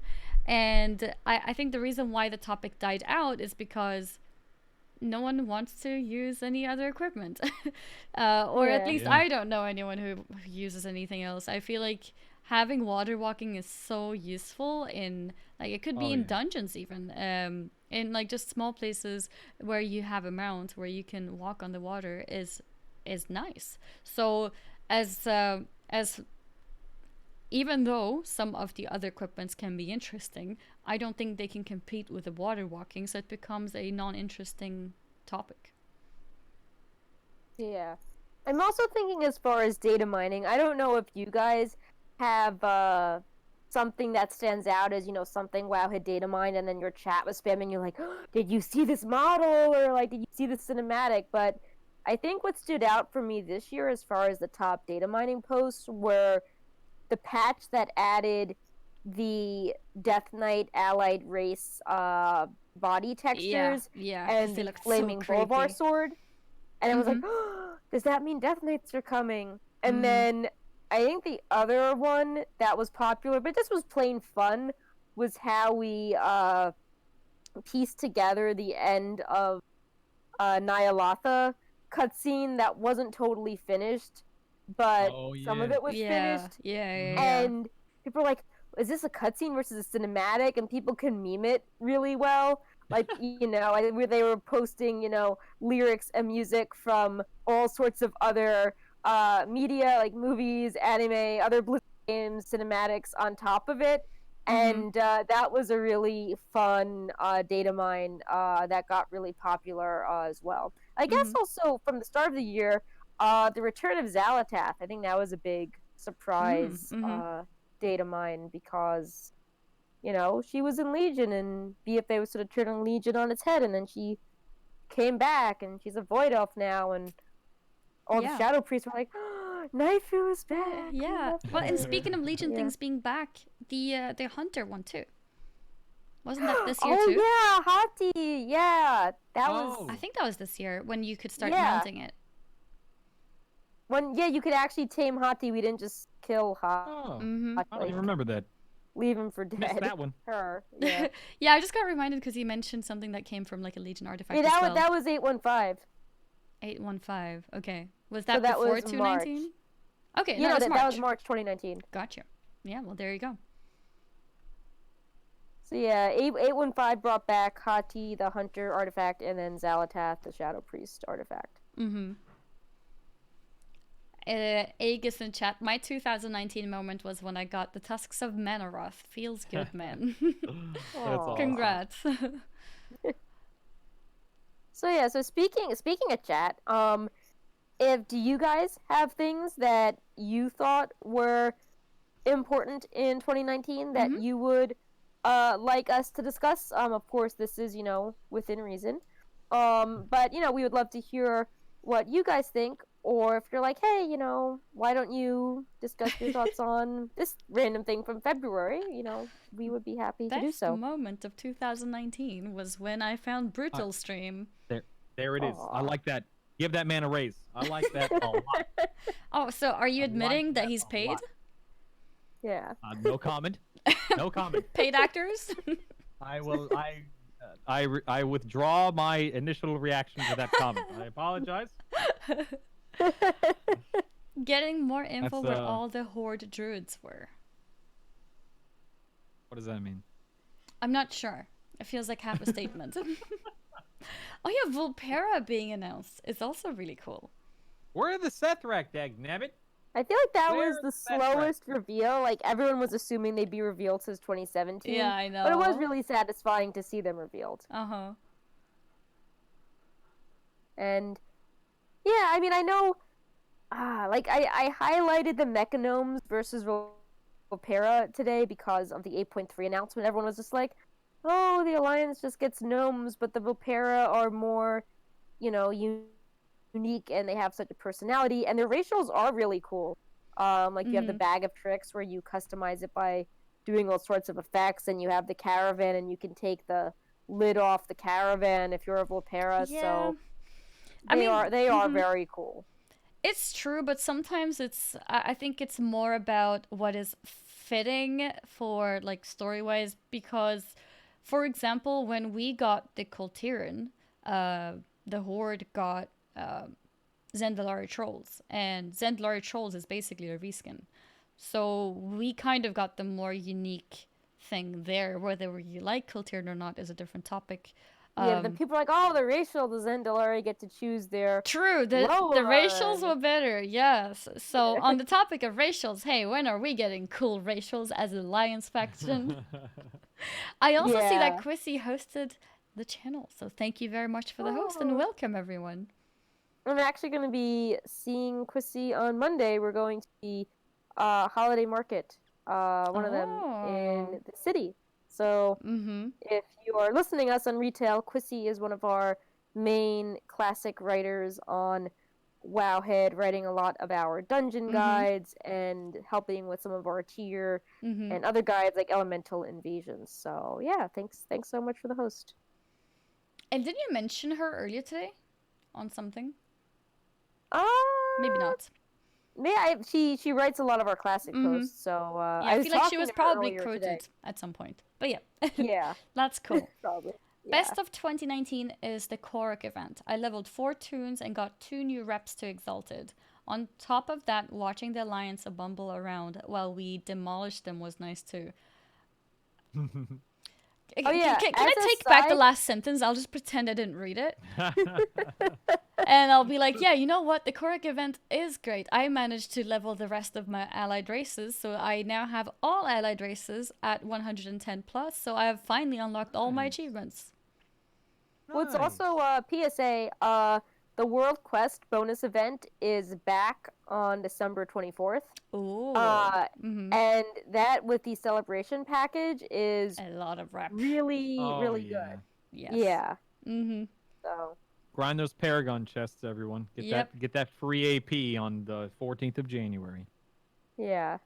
True. So, Yeah, lots of that's a good event. And remember that ends on the 7th, I believe. Mm-hmm. So time Yeah. is not exactly running out, but Mm-hmm. it will be sooner than later. Mm-hmm. Mm-hmm. So the way that I did it, in case there's other people out there who are interested, I leveled my new allied races from 20 to around 50, and then I started queuing AV, and you get so much experience from simply being in the AV every literally minute being or something, just Yeah. existing. You know, you get rewarded for existing. And then you can also do things such as the different quests that are in the battleground. You can also get extra reputation for taking down towers, etc. So yeah, I would really recommend people to get those speed levels done to unlock some more allied races. Well, unlock the heritage armors for them. So that's there. Yeah. And I think that might be it. Is there anything else that we want to mention about 2019? Or are we ready to jump onto 2020? I Right. am ready to move beyond the faction conflict bickering of 2019 Preach it. Mm-hmm. and, move forward into cool old god things and going back to main villain, jailer, and exploring some brand new worlds that don't have all this baggage associated with them and Mm-hmm. meeting some brand new characters. Mm-hmm. Yes. Mm-hmm. I like your style. Yeah. See, Preach it. I'm for everyone. I'm also excited for more Pepe costumes in Shadowlands. Like little Kiri and Pepe. Oh, yeah, A little true. owl wearing his owl cosplay. I think that would be Uh-huh. cute. Mm-hmm. I agree. Oh, I don't remember if it was in 2018 or 19. Yeah, that was 18. When, so me and my community basically helped people get the Argus ahead of the curve achievement, which also rewarded a mount. The, what is it called? The purple bird. The Uh, Violet Spellwing. yes, the violet spellwing. And we were counting the number of people that we were boosting in the last month or so before the achievement was gone, and it was over 1,000.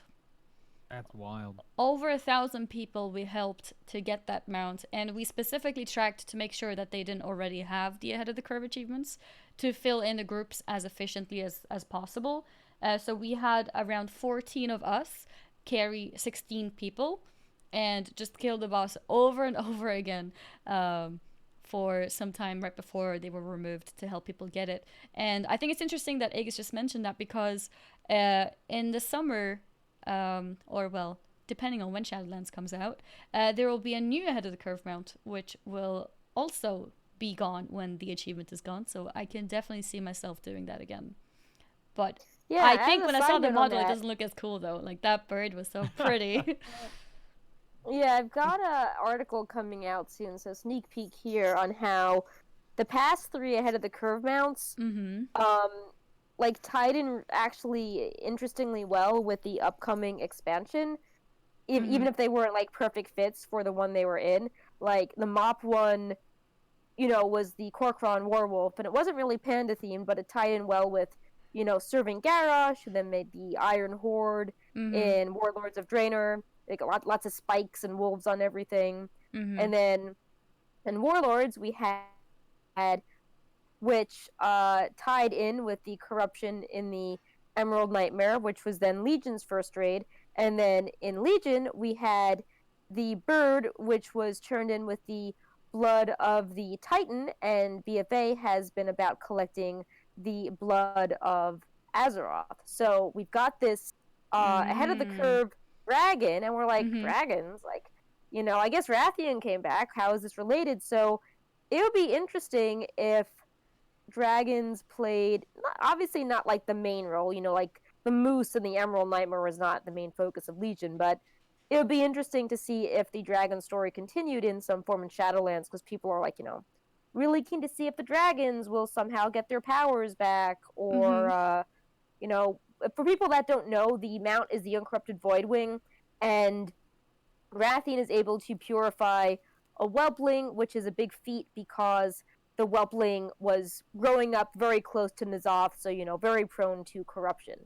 So I'm sure they won't just have that story end there, because why would he finally purified something? Yeah.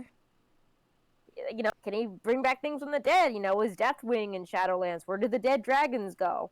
And we just had the Hearthstone expansion that was all about raising the powerful proto drakes. So yeah, you have to wonder if something's gonna happen with the dragons at some point in Shadowlands, because hints with this mount. Yeah, I look forward to see what kind of impact it's going to have into the next expansion. It's always nice to see red threads being connected like that properly. Yeah. I saw that somebody had some issues with nether shards in the chat. Knight Swifty, thank you very much for responding to him. In case he doesn't read the chat, I'll say it out loud as well. So, 0x kiss me goodbye. So, the nether shard system, the best person to ask for help with that is Sass, who I think is not here right now, but you can reach him on the Wowhead Discord. Just send him a message and he will probably help you as soon as he can. Sass is busy with giveaway type things. With the sale that's just going on, he's now taking advantage of our inventory and of course doing a lot of things with like budgeting and being like, how many mounts and pets should we buy for the year? So and he's also working very hard on setting up our Winter Veil giveaway, which is soon. Yeah. So that's what he's been doing. Yeah, I don't know about messaging or writing his Twitter, because I don't know if he has open DMs, and Twitter DMs are awful. I think I wouldn't want to send people at there. Wowhead.com is probably best, or on Discord. Yeah. Discord. Usually when Sass goes on Twitter, it's just to be like, I'm babysitting Perk's pet. Here's a picture of him. Yeah, and I think feedback at wowhead.com is also Sass, isn't it? Yeah, Sass reads all those emails as well. Yeah, so you could go to feedback at wowhead.com or find him on Discord. This is his tag, and you can also just join the actual Discord. Do we have a command for that? There we go. Yes, of course we do. We're professional. So there you go. That's the Discord. Just find Sass and poke him, and he will respond whenever he's able to. That's that. And yes, the Nether Shard system is basically a loyalty system that we have in the chat. So you get points for just watching the stream, and then if you scroll down a little bit under the description panel here on Twitch, you can see different things that you can unlock using these points. So you can even unlock things that are actual physical items sent to your house, such as a Wowhead weekly pin or a Wowhead rocket plush. So there's a bunch of things that you can unlock. You can look in the box below, and if you have any technical issues with that, you can contact Sass. And yes, you can check how many points you have with exclamation mark points. And if you're feeling lucky, you can also gamble your points away or win more. Yeah. So that's that. I think we might be ready for a wrap up for today then. Oh, adorable. I'm being invaded. So cute. Hi. Hi. Say Can hi. he see us? Does he see the stream? Say Hi. Hi. Hi. Hi. Hi. Can you wave? Hi. Yeah. There you go. Hi. What's your name? Isaac. Oh, I Isaac. started with You do start with the letter I. That's very true. Yeah, starts with the letter I. the riddle. Yep. G. C. I love you. Aw. C. How old is he? Hey, I love you. I love you. Oh yeah. Aw, so cute. I'll see you in a minute, okay? Granny's here. Almost. Granny's coming here. Grana is almost home. You're right. Another day, I think. Aw. I think she comes home tomorrow. Oh. Love you, buddy. So we had adorable. Annie sneezing. We had True. we had Perk freaking out earlier on their microphone, and we had a Unacceptable. toddler invasion. Oh my. Children on stream. Not acceptable. Very unprofessional show right here. How Yes. dare we? No, apparently the Wow. cat is excused for whatever magical reason. It's a cat. It's a cat. The cat has excused itself. Yep. But yeah, boys and girls and everyone else, thank you guys for hanging out here, being with us on this very fine evening, afternoon, but it is time for us to wrap up. Brutal, thank you very, very much for joining us today. No, thank you. Thank you. Smiling and nodding. That's what I'm here for. Thank You you. ever need someone just to Controversial occupy space? opinions. Oh. Smile and nod. I'm your guy. Yeah. We're very happy that you were able to make it. I'm very happy you invited me back. I truly appreciate it. Thank you. We had to fit in 2 shows in 1 year, of course. Yeah. And this year is Let's make it almost 3. over. Yeah. Go. Yeah, I'll be back next week. next week, which is still before the end of the year. That's You know, true. Week after the that. joke is starting very soon, guys. Yep. See you next year. And it's like pretty soon, actually. Yeah. Oh, See you next weird. year, guys. No, but really, I hope you all have a great rest of your evening, afternoon, morning, whatever the time is. And we are heading off now. Don't forget to follow Brutal. You see his name there on the screen, BrutalStatic, on Twitch, Twitter, YouTube, and anything else. Google his name and just find him. Do you mind if I We say were one talking Or about maybe- giveaways. Like, WoW is doing giveaways, but so is Brutal. Oh, that's what I Brutal's was doing about to giveaway say. too. Yeah. Little shameless plug. Today I gave away 2 copies of Shadowlands. 2 copies of Mount. Shadowlands. Dottie. Yesterday I gave away 2 copies of Shadowlands and a mount. And we're doing the 12 days of Brutmas. Listen, Wow. no shame. I don't judge me. I don't care. But we do giveaways every day That's leading up amazing. to Christmas days. So if you want to win Okay. some stuff, shameless plug. Twitch.tv/BrutalStatic. Swing on by. That's really cool. I'll That's be really there. cool. I've given away a few dotties, but now I feel like I've under given away like no. Listen, Shadowlands. full disclosure. That's amazing. I had a viewer who made a big donation the other day, and he said, "Brutal, listen, most of this is for a giveaway. He specified like X dollars to give away multiple copies of Shadowlands. Still, So that, credit where that's, credit is That's due. really nice. That's really sweet. Sounds like you have an amazing community, I even though do. they're spamming I would say for the the horde best, in but the everyone chat. says that. True. They're my True. best communities. Your best community. Fair enough. Yeah, thank you all for supporting and hanging out, and we'll see you guys next show. Perk, thank you for being here, even though you're traveling. It's not the most Yeah. ideal setup, but it's very appreciated. Listen, Perk, the next time I'm on the show, I expect you to be on the show. Camera face. Oh, that's a Whenever funny there's, like, detail. Brutal on the show, I'm gonna be like, oh, I'm gonna travel. As soon as we Yeah. announce Brutal, I'd be like, Yeah. I'm like booking a hotel. And I don't know if going you guys somewhere remember, else. because I had forgotten, but apparently Perk was gone on the exact show when Brutal was here last time, so maybe he's the one who's causing the travels. Every time Perk thinks he might be on, she's just like, oh, sorry, I'm traveling to my parents. Gotta go. Gotta go. But yeah, thank you everyone, and see you all next time. Yep. Bye-bye. Happy holidays. Happy holidays. Bye-bye. For the Alliance. Bye. Yes, for the Alliance. Battery low. The horde. Oh, my headset is Oh, speaking boy. to me saying battery's low. All right. Oh no, more unprofessionalism. Bye-bye, guys. Bye.